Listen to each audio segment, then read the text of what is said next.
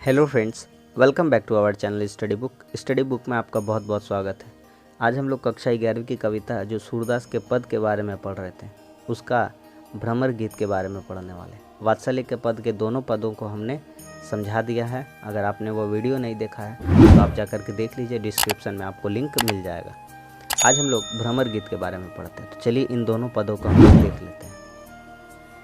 पहली पंक्तियों को देखते हैं। उधव मन नहीं हाथ हमारे, रथ चढ़ाई हरि संग ले गए ले, मथुरा जबहीं सिधारे।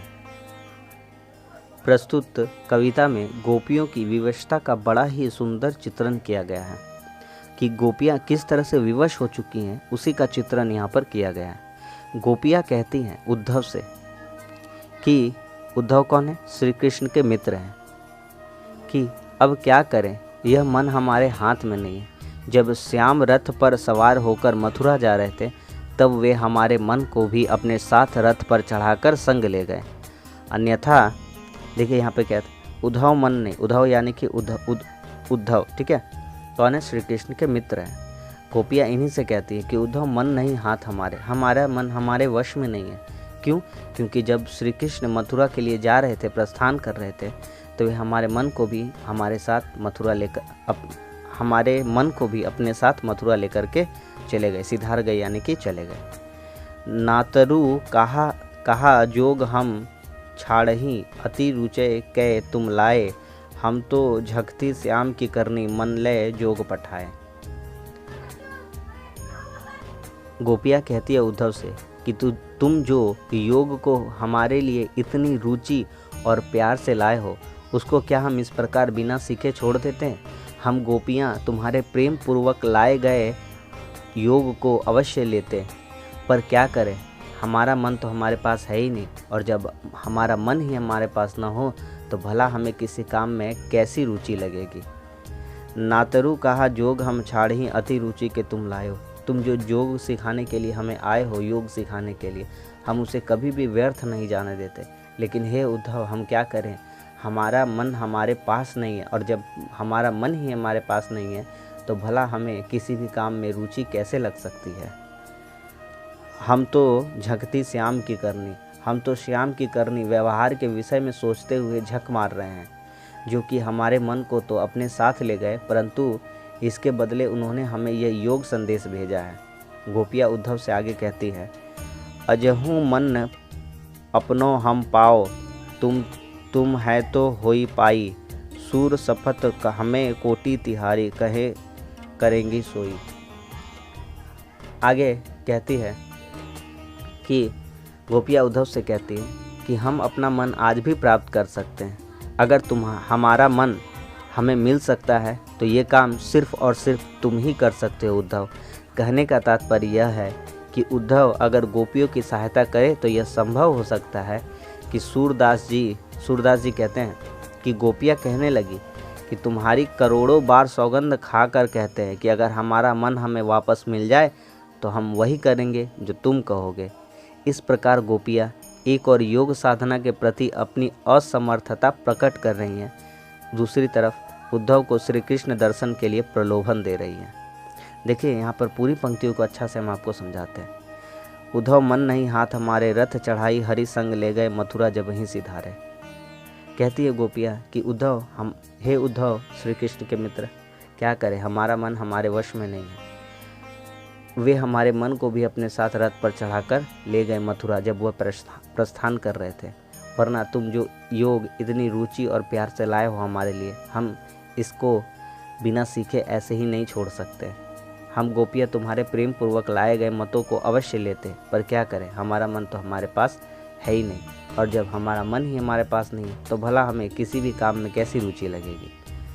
हम तो श्याम की करनी झक रहे हैं, उन्हीं के बारे में सोच रहे हैं, जो कि हमारे मन को तो अपने साथ ले गए, परंतु इसके बदले उन्होंने हमें ये योग संदेश भेजा है। गोपियाँ उद्धव से कहती है कि हम अपना मन आज भी प्राप्त कर सकते हैं। अगर हमारा मन हमें मिल सकता है तो ये काम सिर्फ तुम ही कर सकते हो। कहने का तात्पर्य यह है कि उद्धव अगर गोपियों की सहायता करे तो यह संभव हो सकता है कि सूरदास जी कहते हैं कि गोपियाँ कहने लगी कि तुम्हारी करोड़ों बार सौगंध खाकर हम कहते हैं, अगर हमारा मन हमें वापस मिल जाए तो हम वही करेंगे जो तुम चाहोगे, तुम कहोगे। इस प्रकार गोपियाँ एक और योग साधना के प्रति अपनी असमर्थता व्यक्त करते हुए कहती हैं, दूसरी ओर उद्धव को श्री कृष्ण दर्शन कराने के लिए प्रलोभन भी दे रही है। आगे, मधुबन तुम कत रहत रहे, विरह योग श्याम सुंदर के ठाठ क्यों नजरे, ठाड़े क्यों नजरे। विरह की अग्नि में जल रही हैं गोपियाँ, जलती हुई कहती है, मधुबन पर अपनी नाराजगी प्रकट करती हुई कहती है कि हे मधुबन, तुम अभी भी इतने हरे भरे कैसे बने हुए हो? श्याम सुंदर जी के विरह योग में तुम खड़े खड़े जल क्यों नहीं गए? मधुवन तुम कब रहत रहे हो? मधुवन का जो वन है उसकी तो गोपियाँ जब विरह की अग्नि में जल रही होती है तब मधुवन पर अपनी नाराजगी व्यक्त करती हुई कहती हैं कि हे मधुवन, तुम कृष्ण के चले जाने के बाद भी इतने हरे भरे कैसे बने हो सकते हो? विरह योग श्याम सुंदर ठाड़े क्यों नजरे, तुम उनके विरह की अग्नि में जल क्यों नहीं जाते खड़े खड़े? मोहन बेनु बजावत तुम तर, शाखा टेकी खरे, मोहे थावर अरु जड़ जंगम, मुनि जन ध्यान टरे। तुम भूल गए क्या कि तुम्हारी डालियों का सहारा लेकर तुम्हारे नीचे खड़े होकर श्री कृष्ण अपनी बांसुरी बजाया करते थे, जिसकी मधुर ध्वनि स्थावर जड़ जंगम सभी को विमुग्ध कर देती थी, यहाँ तक कि बड़े बड़े ऋषि मुनियों का ध्यान भी भंग हो जाता था। मोहन बेनु बजावत तुम शाखा टेकी खड़े, तुम्हारी शाखाओं के नीचे, तुम्हारे पेड़ की टहनियों के नीचे खड़े होकर के मुरली श्री कृष्ण बजाया करते थे। मोहन थावर अरु जड़ जंगम, मुनि ध्यान टरे, वे सभी का ध्यान भंग कर देते थे, जिनकी मधुर ध्वनि स्थावर जड़ जंगम सभी को विमुक्त कर देती थी, यहाँ तक कि बड़े बड़े ऋषि मुनियों का भी ध्यान भंग हो जाता था, जिस प्रेम दृष्टि से देखकर वे सभी मोहित कर लेते थे। वह चितवन तू मन न धरत है, फिरी फिरी पुहुप धरे, सूरदास प्रभु विरह दावानल, नख सीख लो नजरे। जिस प्रेम दृष्टि से देखकर वे सभी को मोहित कर लेते थे, तुम उसे याद करके उनके वियोग से दुखी तो हो ही नहीं रहे हो, तभी तो बार बार निर्लज भाव से पुष्प धारण करते हो। सूरदास जी कहते कि हे मधुवन, तुम प्रभु श्री कृष्ण की विरह रूपी अग्नि में नख से सिर तक खड़े खड़े जल क्यों नहीं जाते?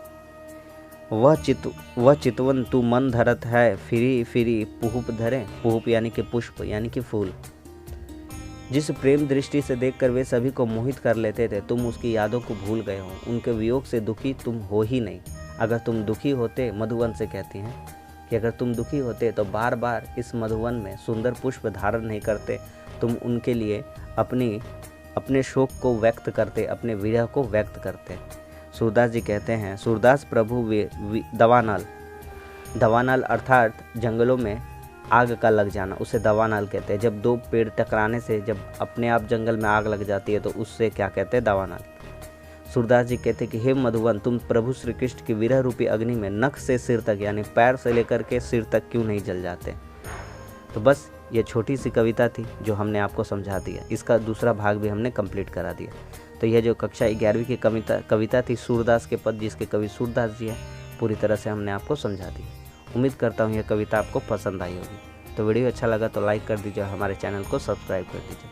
आपको हिंदी और इंग्लिश दोनों का चिंता नहीं छोड़ना, जितना पढ़ा देंगे कोई भी क्वेश्चन आंसर याद करने की ज़रूरत नहीं है, जितना बोलेंगे सिर्फ सुनते जाइए और 1 से 2 बार आप शिद्दत लगा कर सुनिए और जो बोलते हैं उसको नोट डाउन कर लीजिए कॉपी में, आपका इसी से एग्ज़ाम में क्वेश्चन बन जाएगा। तो बस अगली वीडियो में मिलते हैं, तब तक के लिए धन्यवाद।